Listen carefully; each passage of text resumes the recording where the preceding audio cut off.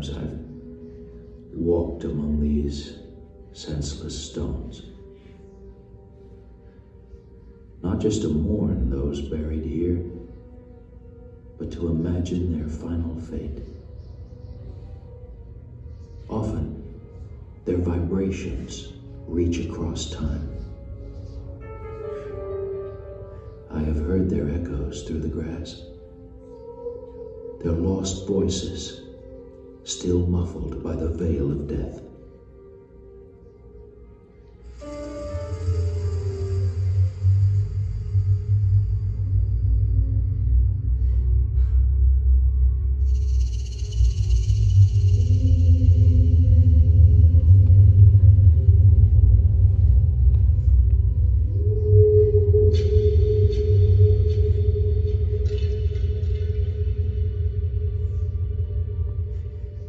At first,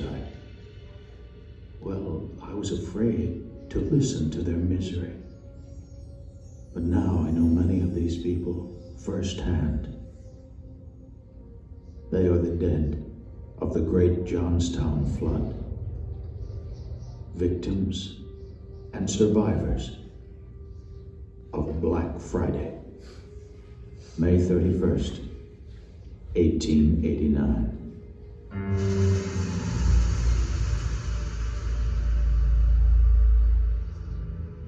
They are all here, the rich and poor, the strong and the weak, the very young and the very old.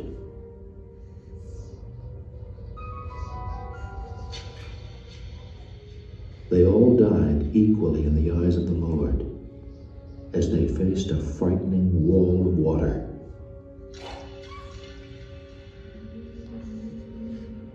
For many, it seemed the end of the world. Armageddon, the last judgment, as promised by the Bible.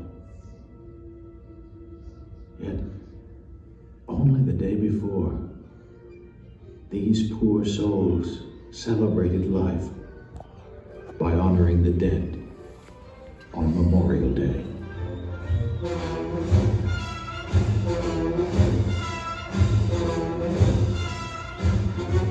The morning was delightful, the city in its gayest mood.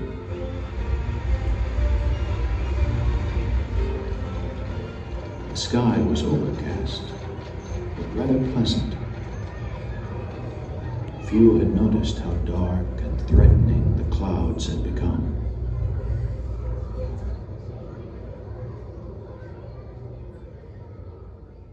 When it started to rain, people rushed hurriedly home, not realizing it was their last night on earth.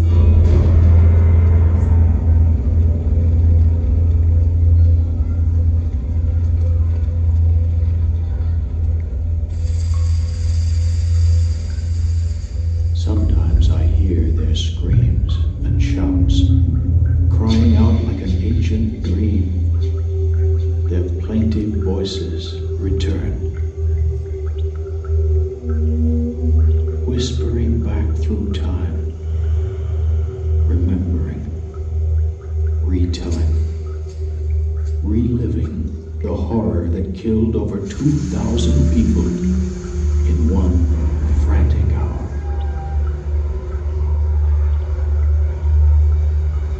When it rains, especially in the afternoon, I hear them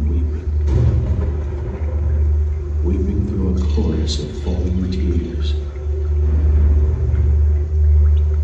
reluctant to suffer again the pain and sorrow wrought by a deadly rainstorm.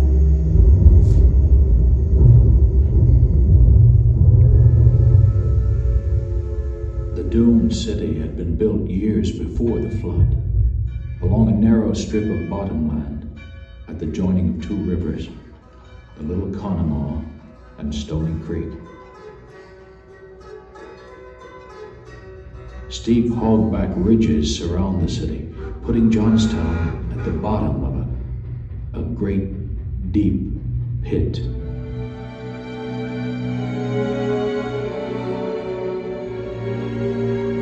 1889, a time when the word conservation was not yet applied to the natural world.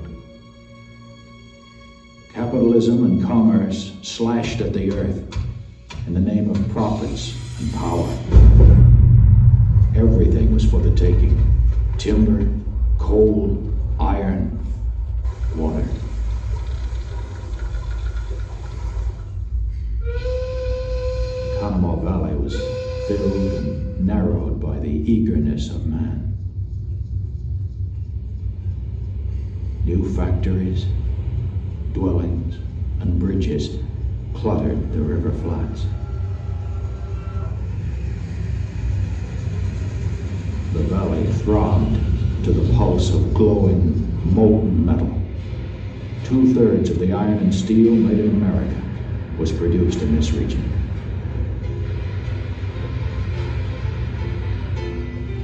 In those days, Johnstown was basically a one-company town. Everyone was beholden to Cambria Iron and Steel. The valley was crowded with 30,000 people, all fueling America's industrial age.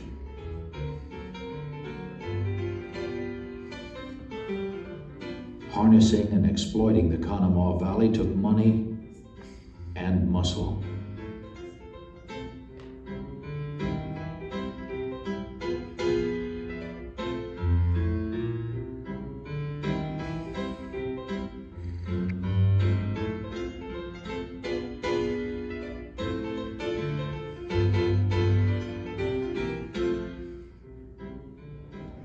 Through the smoke and smells, Johnstown's industrial success was visible everywhere. Paved streets, electric lights, even streetcars. Living was comfortable for the wealthy and attractive to ambitious merchants. I've walked throughout most of this valley, just wandering, searching. I've read most of the flood books. I've talked to some old-timers. One spring, I even hiked the flood's gruesome path, following the railroad tracks. It took me 5 hours. It took the wave of death only 45 minutes.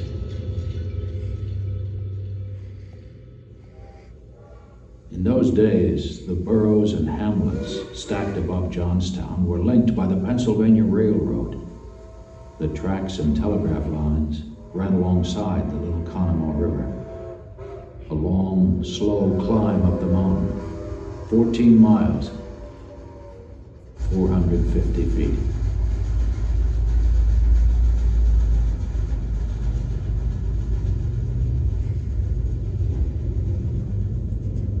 From below Johnstown, the trains passed the furnaces and rolling mills of Cambria City and Millville.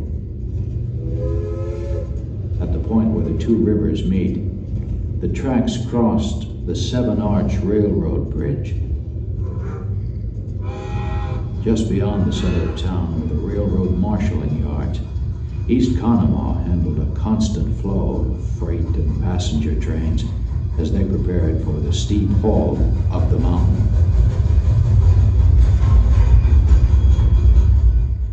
Nearby, in Woodvale, the Gautier Ironworks turned out barbed wire by the miles, and the woolen mills produced 60,000 yards of material a month.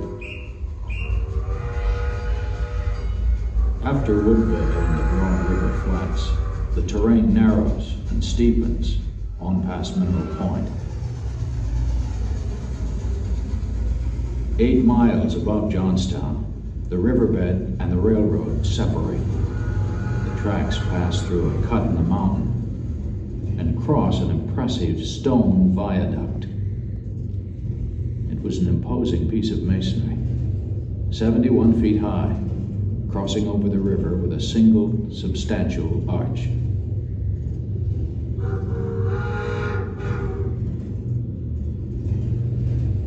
Just below the summit, 14 miles above Johnstown, lies the coal mining town of South Fork. A long carriage road continued on up to the old Pennsylvania Canal Reservoir. Years ago, the dam had broken, emptying the lake. Then in the early 1880s, a group of extremely wealthy Pittsburghers had the dam rebuilt and incorporated the South Fork Fishing and Hunting Club. They built a large clubhouse and several private cottages.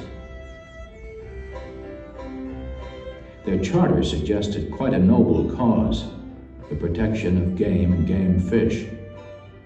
The members imported their prey, black bass brought in by the trainload from Lake Erie. Some said they should have worried more about people. The club was a private haven away from the riffraff below. Only the Zions of commerce belonged, capitalist sportsmen like Andrew Carnegie, Andrew Mellon, and Henry Frick. The locals called it the Bosses Club.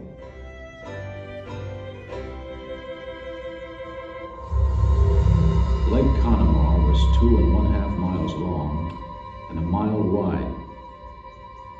It was held in place by a formidable earthen dam, 500 million cubic feet of water. 20 million tons were perched precariously above Johnstown. Only earth and stones protected the people below. The old reservoir held enough water to fill a canal nearly 600 miles long, enough to fill a row of barrels that would encircle the earth. Some said the dam was the world's largest, 931 feet wide and 72 feet high. The stockholders of that dam were, in my estimation, criminally responsible. After hearing testimony, we find that the dam was not constructed sufficiently to withstand the overflow. At no time during the rebuilding of the dam was any engineer ever consulted. The club lowered the dam 3 feet so carriages could pass, bringing the lake level dangerously close to the crest. The dam was There was no need to raise the access After hearing testimony, we find the owners of the dam culprits. This is a strong suspicion. We must protest against the erection of a dam that will be a perpetual menace to the lives and property of those residing below.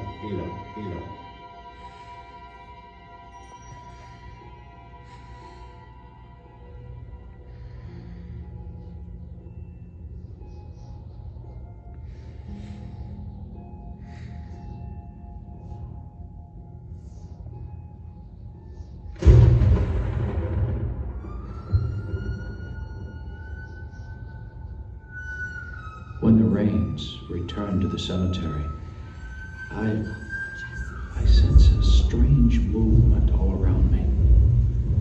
A reunion of souls, remembering the fateful storm that binds them tragically together.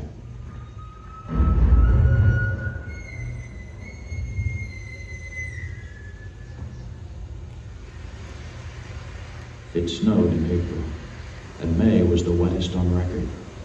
11 days of rain fell on Johnstown that month, saturating the hillsides and filling the streams.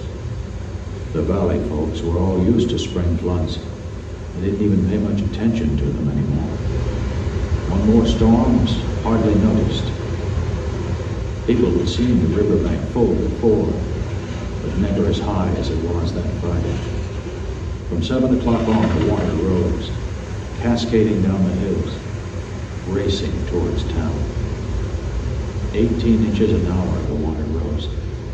The narrow banks of both the Conemaugh and Stony Creek were overflowing, threatening bridges, tracks, streets, and flooding basements. Johnstown was again underwater. All morning, boats and wagons carried people to safety, and many moved to higher ground.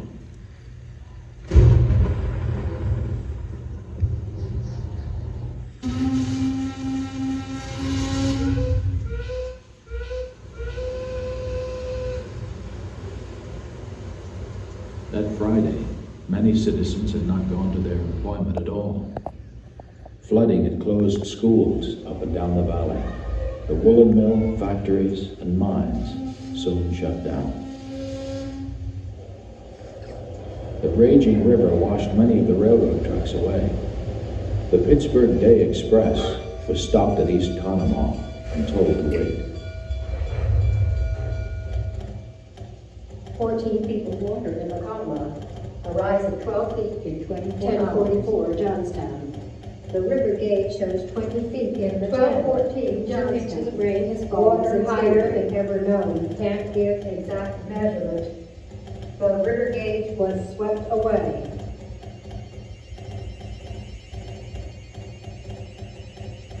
South Fork Dam is liable to break. Notify the people of Johnstown. South Fork Dam is becoming dangerous. South Fork Dam is becoming dangerous. South Fork Dam is becoming dangerous. The water is running over the breast of the dam. Prepare for the worst.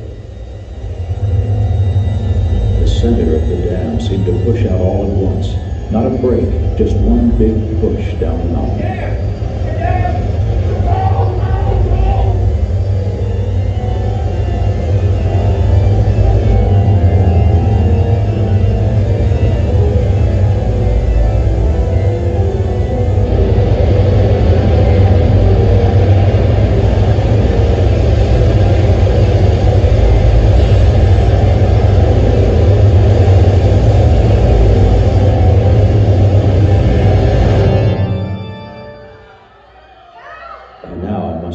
Most of the survivors' diaries and descriptions. Their words tear at your heart, like being trapped in a terrible battle. Water was their sudden enemy. The people of South Fork were the first to flee the deadly wall of water. Some said the tidal wave was 40 feet high in places and moving 40 miles an hour, like standing directly under Niagara Falls. I can't imagine the power. Too much to imagine.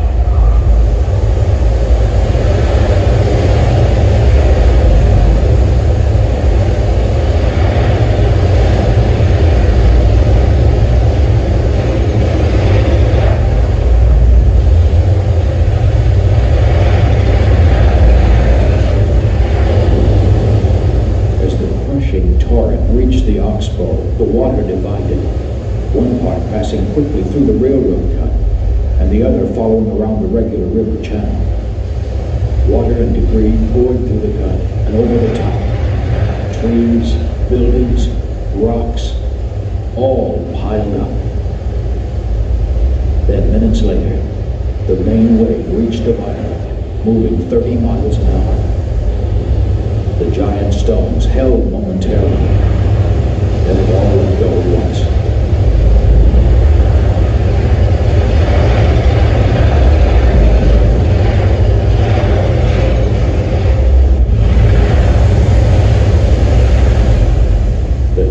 Wall blasted into Mineral Point.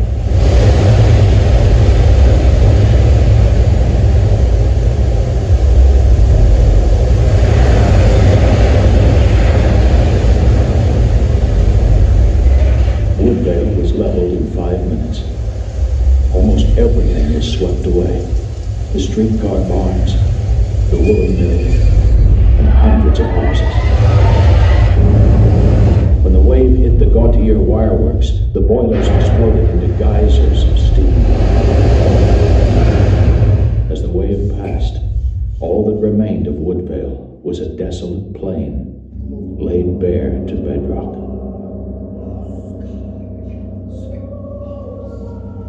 When I'm alone in the cemetery, each lost voice screams back in pain. Ghostly roads. I try to imagine being there with them. The noise, the panic, the chaos. Those last desperate moments. Each stone tells of a different path to eternity.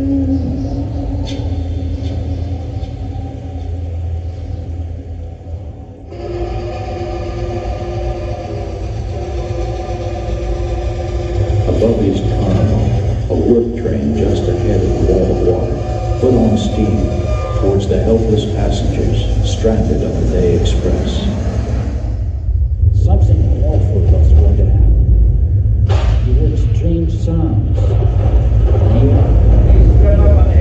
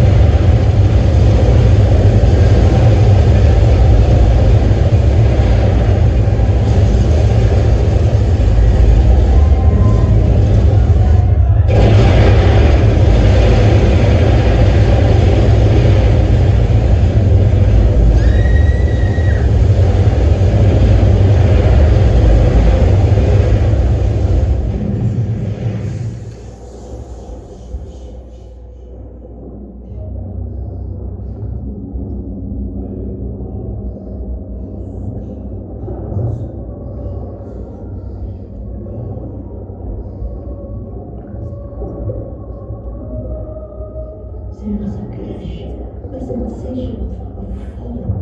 I was in Silverton, and it was dark, but people were struggling everywhere, defending in a momentable eternity. I waited for death.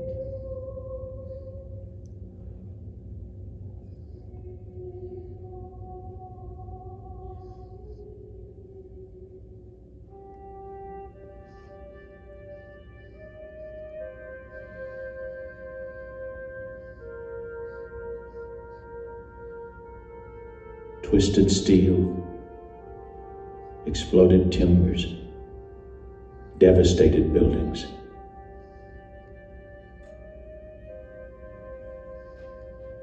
I've seen the aftermath pictures, but it's the pictures taken before the flood that really gnaw at my soul. All those unknowing faces,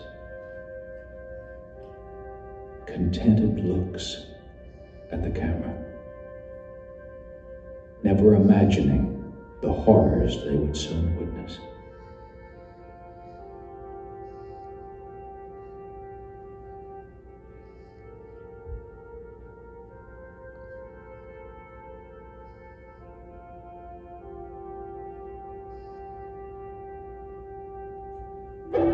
The wall of water took only 10 minutes to destroy Johnstown. The townspeople's only notice was the shrill whistle of the Cambria ironworks and the massive Catholic church bell.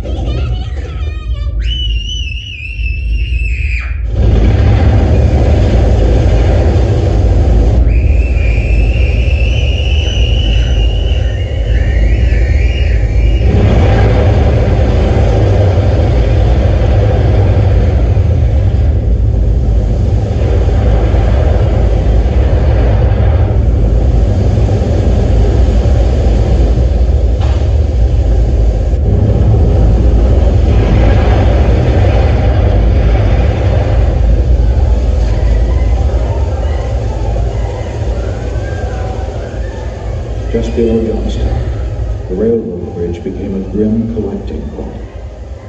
Wreckage, carcasses, and corpses all piled up. There is one horror which I will never forget. Oh God, the shrieks of the victims whose fate it was to die by fire and water and bombs.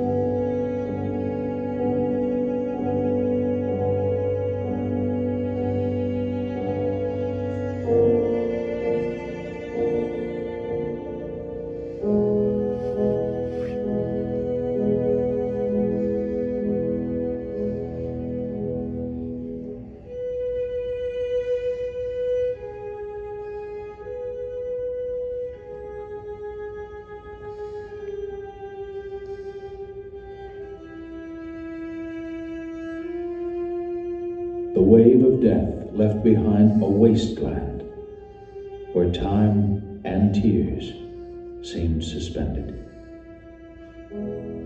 where death had spared so few. Number 31, unknown, female, about 13 years, burned beyond recognition. Number 76, unknown, female, 30 years, dark, luxuriant hair. Number 189, William Young, of Company C, 14th Regiment, age about 30, reported as having committed suicide. Number 154, Louisa Abler, age 25, auburn hair, Bible. Number 167, unknown, female child, age 7, clutching doll. Number 86, unknown, male, head burned off. Number 286, unknown, female, age 10 years, nothing but the bones. Number 431, child, age about 1 year, sex unknown, no clothing. Number 43, unknown, female, about 12 years, dark brown eyes, bracelet on right wrist, supposed to be Fitzharris. Number 4, baby, a few days old. Number 111, unknown, child about 2 years old, burnt and unrecognizable. Number 412, unknown, body mangled, heavy mill shoes, black and brown vest. Number 109, Jonathan Carlin, buried at Grandview in Commodore Perry's expedition to Japan.